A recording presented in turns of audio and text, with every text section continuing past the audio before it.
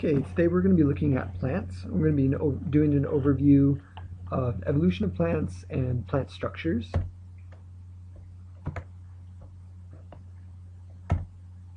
Okay, so here's some general characteristics of plants. All plants are going to have roots or root-like structures. They're going to need to take in water, nutrients, and exchange oxygen and CO2. Plant cells are eukaryotic, so they're like our cells. They have the addition of the cell wall, and plants are multicellular. They get their energy by doing photosynthesis to make sugars. They can then use those sugars, they can burn the sugars off in their mitochondria to get energy. And plant cells are going to be a little bit different than animal cells in this because they're going to have a large central vacuole for storing water and pigments and other supplies that the plant needs. If you look at our plant picture over here on the right, you can see you've got the exchange of oxygen and CO2 happening. Light energy is going to be striking the leaf, and it's going to be undergoing photosynthesis. The sugars that the plant makes during photosynthesis can be used to make fruits. The fruits can also have seeds in them, so that's a good way to scatter seeds. Animals will come along and eat the fruit and then walk off, and then later they're going to deposit the seeds elsewhere. Plants can also store sugar or starch in the form on the roots. And here we've got a potato. And you'll know that if you ever left a potato sit for a really long time, they'll start to get what we call eyes. And the potato eyes are the newly forming roots. Or if you've ever cut a potato and then put it in water, you see that it'll regrow roots and start to form a new potato plant. And the plant also needs roots so that it can pull water in, and it's also where the plant gets nutrients from. So it takes a lot of carbon and nitrogen and other things to build this large, broad leaf, and it's going to get the building materials through its roots. It's going to be able to pull in the minerals that it needs through its roots and root hairs. So plants evolved initially if there were no land creatures and everything started off in the ocean.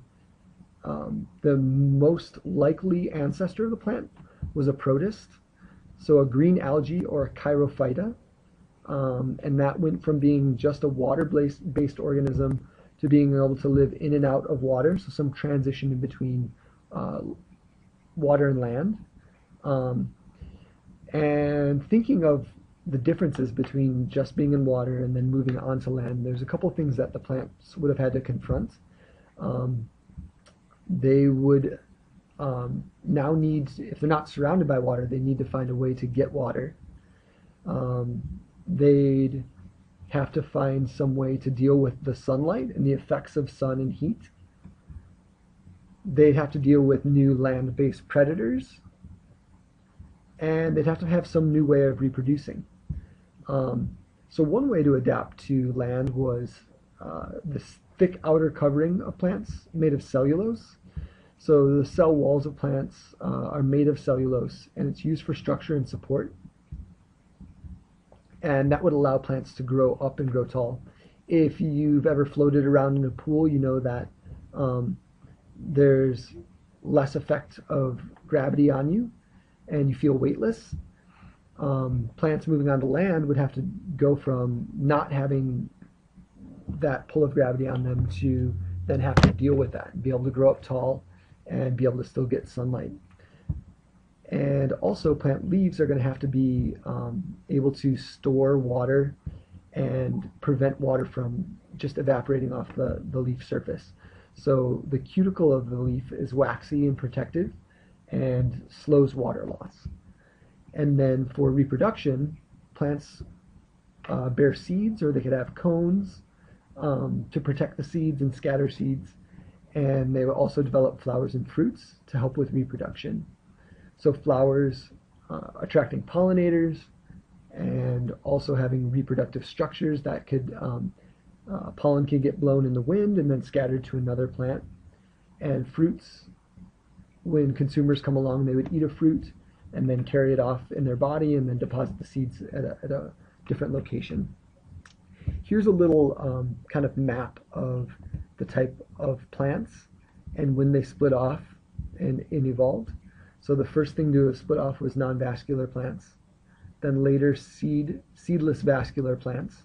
These are ferns, so if you think of like a Jurassic Park type of forest, you have large fern plants. Then gymnosperms, so you're thinking pine trees, and then angiosperms. And we'll cover each of these major groups next.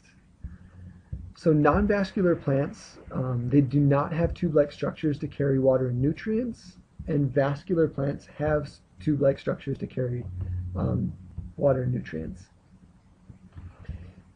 That's going to be important for how tall a plant can grow. If they have a good transport system, they can grow up really tall and still be able to transport nutrients from the roots to the tip of the plant. If they don't have a developed system like these non-vascular plants, it's going to be a more simple plant. It's not going to be as tall or as big. So in our non-vascular plants, we have ones that have no seeds, no flowers or stems, and even their root system, they have rhizoids, and this is actually a picture of rhizoids, instead of roots, and this is going to anchor them to any place that's damp, and water is going to get absorbed right through their cell membrane. And these are our most simple type of plants, these non-vascular plants.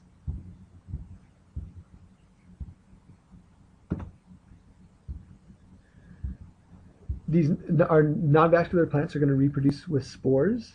They need a moist environment.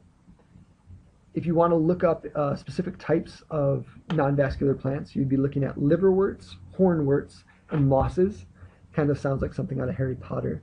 The importance of these plants is that they're pioneer species, which means that they can go to kind of newly formed land and anchor and get started and start to break down a rocky surface and turn that rocky surface into soil.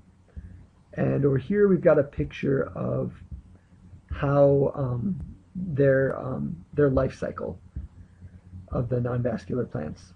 But mostly I want you to focus in on the features on the left here, how they reproduce, examples, and the importance of the species. Okay, so now we're going to move on to vascular plants, and you probably looked at this before and learned this in elementary school, xylem and phloem. Xylem carries fluid from roots to shoots, roots being at the base of the plant, and then shoots being up by the stems and leaves. Phloem carries fluid from where sugar is made to the rest of the plants, so from shoots to roots. And here we've got the transportation, xylem just being one way going up, and then the phloem have a two-way transport system. From here you want to take away the direction that the transport's happening and be able to remember that for later. Okay, so continuing on with vascular plants, we're getting a little bit more complex. We've got our seedless vascular plants. They reproduce by spores. They also need a moist environment. They don't have any seeds or flowers. And examples of these would be ferns, horsetails, and club mosses. And the importance of vascular plants is that they can be used as houseplants, they can be used for food, and as folk medicine. These seedless vascular plants are your ferns. I don't have any ferns in the room, but if you look at the underside, the underleaf of a fern, you see these little packets, and that's what's going to release the spores into the environment. The spores will grow up and produce the newly forming plants. Okay, now we're getting even more complex. We've got our gymnosperms. They have seeds. The seeds of gymnosperms are naked seeds. They don't produce flowers or fruits. And the leaves are usually needle-like or scale-like. And examples of gymnosperms are conifers, cycads, and ginkgos. And then here we've got our reproductive cycle for our gymnosperms. You've got the pine cone. The pine cone is going to release the pine seed. Pine seed's going to land into the ground and start a newly forming tree. And then the tree's going to grow up, produce a pine cone with seeds, and then repeat that cycle. And again, you want to take away that gymnosperms have the naked seeds, no flowers or fruits, the leaves are needle-like or scale-like, and we want to know the examples. Okay, and then last but not least, we've got our angiosperms that have seeds. They have seeds, flowers, and fruits. Angiosperms would have been the latest to develop of all the plant types. They're the most complex. They've got the most highly developed reproductive system. Even so, some of the flowers having really brightly colored flowers to attract pollinators. So they attract pollinators to pollinate them, and then after they are pollinated, then a lot of them have complex way to scatter their seeds. They develop fruits that will be eaten and then transported and scattered the seeds. Okay, and then some uses of plants. They can be used for paper, for books, chairs, wood, clothing, bread, fruit, chips. Animals eat plants. They can be used for medicines, soaps, varnish. There's tons of uses of plants.